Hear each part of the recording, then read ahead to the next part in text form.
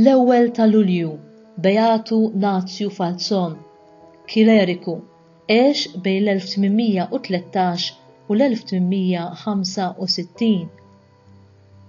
Nazju Falzon twieled fl-ewwel ta' Lulju fil-Belt Valletta minn ġenituri magħrufa għall-onestà u t-tjubija tagħhom. Missieru kien l-avukat Giuseppe Falzon li wara laħaq imħallef u ommu is-Sinjura Marija Teresa de Bono. Nazju ġie mgħammed l-għada li twieled fil-Knisja ta' San Dominku tal-Belt. Kien tifel intelligenti u mexa ħafna l-qudiem fl-iskola, mhux biss fi grad elementari u sekundarju, iżda wkoll fl-Università fejn studja kemm il-liġi kif ukoll it-teoloġija. Meta kellu 21 sena, kien diġà kiseb lawrea ta' avukat u oħra fit-teoloġija.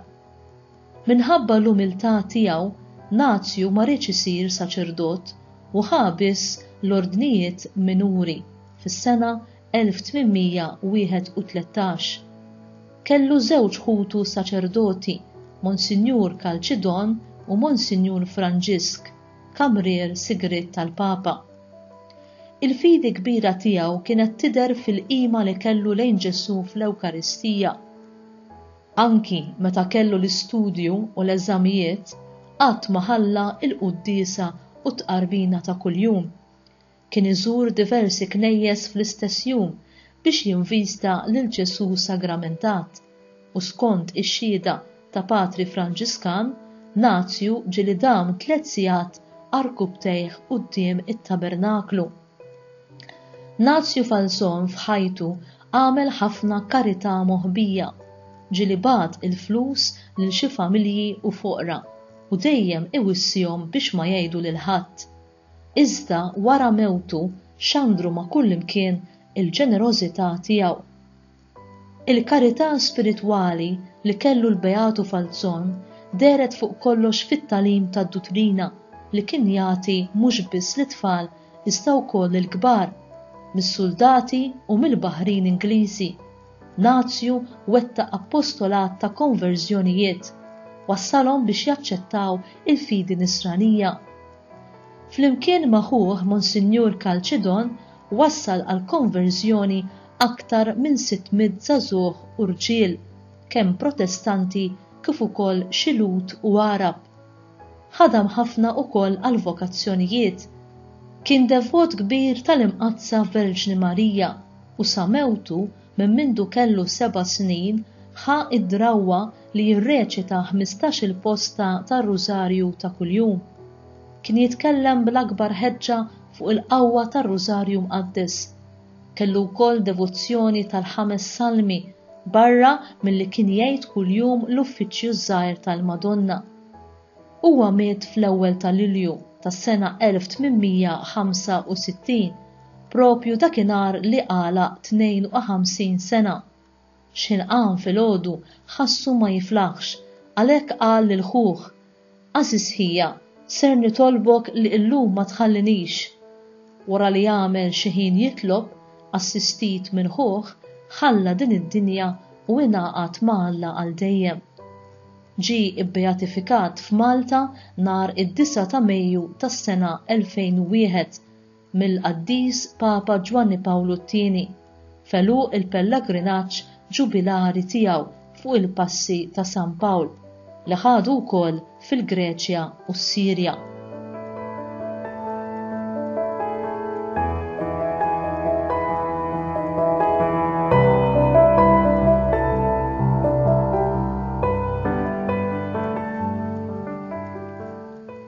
Dan li ġej huwa kliem il-Papa Qaddis San Ġwanni Pawlu II dwar il-Beatu Nazju Falzon. Il-qaddej ta' Alla Nazju Falzon ukoll kellu ħerqa biex jippredika l-Evanġelju u jgħallem il-fidi Kattolika. Huwa wkoll uża it-talenti u t-taħriġ intellettwali tiegħu għas-servizz tal-ħidma kateketika. L-Apostlu Pawlu kiteb li kull wieħed għandu jagħti skont ma jidhirlu hu minn rajh, mhux fuq il-qalb jew bil-fors, għax Alla jħobb lil min jagħti bil-ferħ. Il-Beatu Nazju kien wieħed li ta' bil-bosta u bil-qalb u n-nies raw fih mhux biss enerġija bla tarf imma wkoll paċi profonda u mħabba. ċaħat is-suċċess tad-dinja li kien imħejji għalih mit-trobbija tiegħu biex jaqdi il-ġid spiritwali ta' oħrajn, inkluż il-ħafna soldati u baħrin Ingliżi li kienu stazzjonati Malta dak iż-żmien. Fl-imġiba tiegħu magħhom li ftit biss minnhom kienu Kattoliċi, għex minn qabel l-ispirtu ekumeniku ta' rispett u dijalogu li llum aħna midħla tiegħu imma li dak iż-żmien ma kienx daqshekk mifrux. Nazju Falzon ħal qawwa u l-ispirazzjoni mill-Ewkaristija, mit-talb quddiem it-tabernaklu, mid-devozzjoni lejn Marija u lejn ir-Rużarju u mill-imitazzjoni ta' San Giuseppe. Dawn huma ejjun ta' grazzja minn fejn l-insara kollha jistgħu jixorbu. Il-qdusija u l-ħeġġa għas-saltna ta' Alla jitkattru speċjalment fejn il-paroċċi u l-komunitajiet iħeġġu it-talb u d-devozzjoni lejn is-sagrament imqaddes. Inħeġġiġkom mela biex tożżu it-tradizzjonijiet tagħkom Maltin ta' qima fil-waqt li issaffuhom fejn meħtieġ u ssaħħuhom b'talim u katakezi soda. M'hemmx triq oħra aħjar biex tqimu lill-memorja tal-Beatu Nazju Falzon. Fil-volum fejn fih inġabru id-dokumenti kollha fuq il-ħajja tal-Beatu Nazju Falzon biex beda il-proċess tal-kanonizzazzjoni, insibu fatħelu dwar vokazzjoni ta' patri Franġiskan konventwal. Fi żmien Nazju, pajjiżna kien kolonja Ingliża u għalhekk il-portijiet Maltin kienu mimlija soldati u baħrin Ingliżi. Fi żmien il-gwerra tal-Krimea, ħafna reġimenti kienu stazzjonati f'Malta.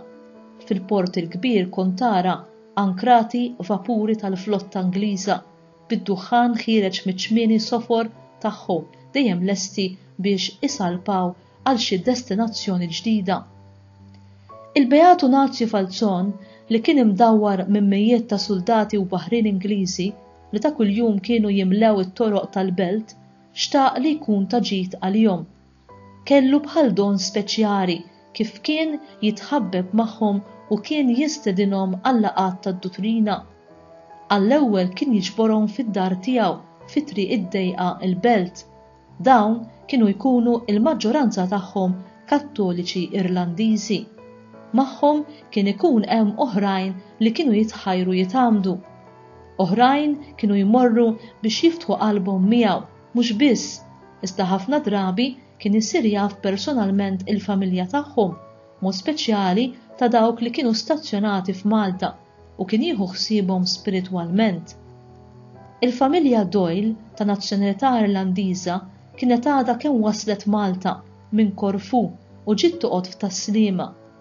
Mill-ewwel saret midħla tal-Beatu Falzon u flimkien ma' wliedhom kienu jmorru il-belt biex jgħidu r-Rużarju fil-laqgħat li l-Beatu kien jagħmel fil-Knisja tal-Ġiżwiti.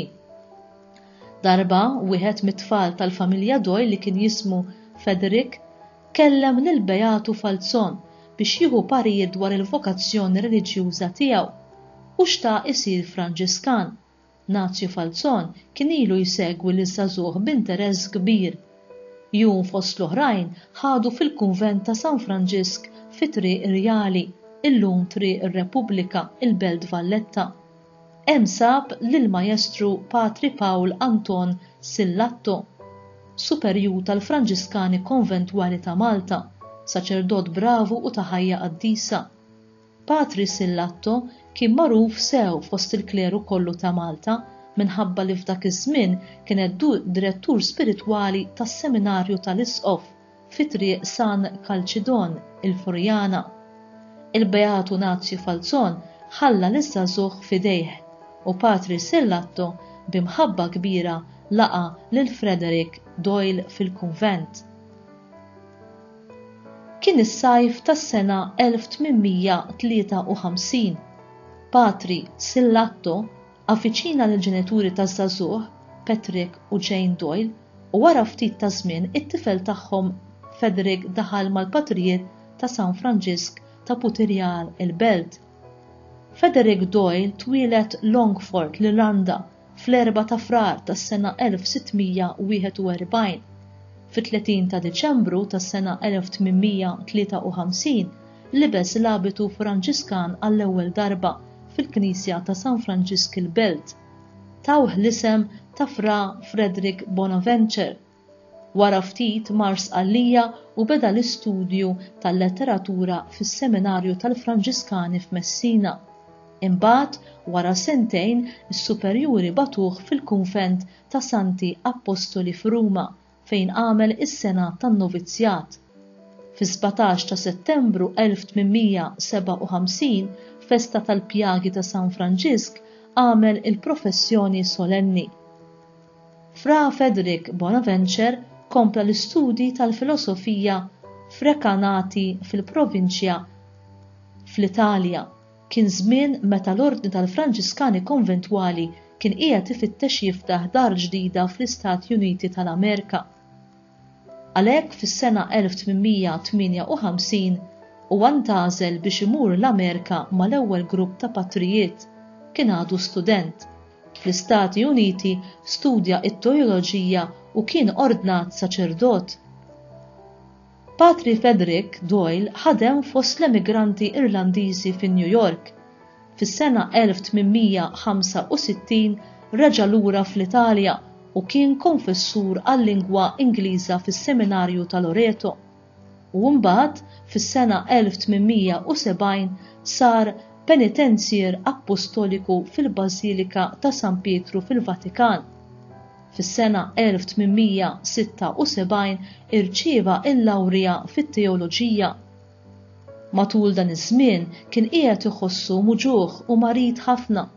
Is-saħħa baqgħet dejjem tonqsu u għalhekk fuq il-parir tat-tobba reġa' lura lejn Amerika fil-25 ta' Ottubru tas-sena 1878. Patri Doyle waqt il-marda twila tiegħu kien ta' eżempju għal kulħadd.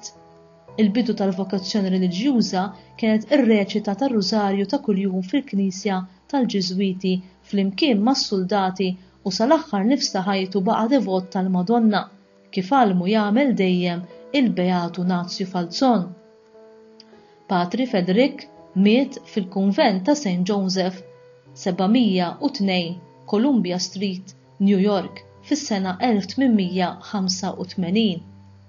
Ejjew nroddu ħaj minn qalbna l-Alla l-Missier li fil-ħnina kbira tiegħu oġbu jażel lil dan ħuna Malti bħalna u Belti biex ikun eżempju ta' qdusija u ta' impenn fit-tixrid tat-tagħlim tal-bxara tajba lil ħutu Maltin u lil barranin.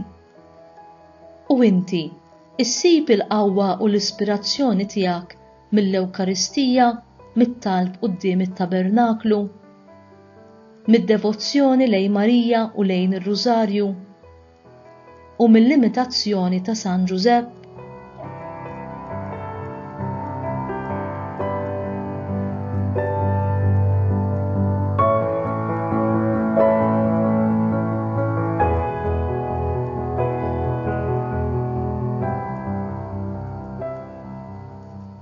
Talba.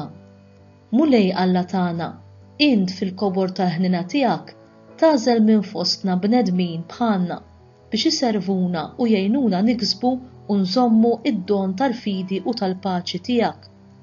Aħna ninsuħħaj għal grazzja li jogħġbok tażel minn fostna lil ħuna il-Beatu Nazju Falzon li bit-talim u l-ħidwa tiegħu kien daqajnuna għal Maltin u s-soldati ta' żmienu. Bit-talb tiegħu ħajkun illum ta' konfort għalina u għal kull min jersaq lejk. Nitolbuk li jekk inhi r-rieda tiegħek jiġi magħdud fost il-qaddissin tiegħek. Nitolbuk dan bi Kristu Sidna. Amen.